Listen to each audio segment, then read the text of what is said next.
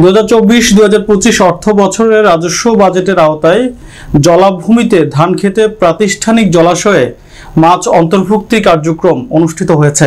বদরগঞ্জে 15টি জলাশয়ে 367 কেজি পোনা মাছ বিভিন্ন এতিমখানার জলাশয়, শ্মশানের জলাশয় ও পুকুরে বরাদ্দ দেওয়া হয় বলে জানিয়েছেন ক্ষেত্র সহকারী মোহাম্মদ মুকসেদুল হক।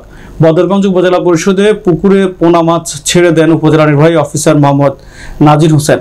এ সময় উপস্থিত ছিলেন বদরগঞ্জ উপজেলার সিনিয়র মৎস্য কর্মকর্তা উম্মে হাবিবা মুমু, ক্ষেত্র সহকারী মোহাম্মদ মুকসেদুল হক, বদরগঞ্জ রিপোর্টার্স ইউনিটির সভাপতি মোহাম্মদ মেজবাউল কবির সবুজ, বদরগঞ্জ কেন্দ্রীয় শ্মশানের সাধারণ সম্পাদক বাবু ধনঞ্জয় রায় মাস্টার সহ বিভিন্ন প্রতিষ্ঠানের কর্মকর্তা ও কর্মচারীগণ।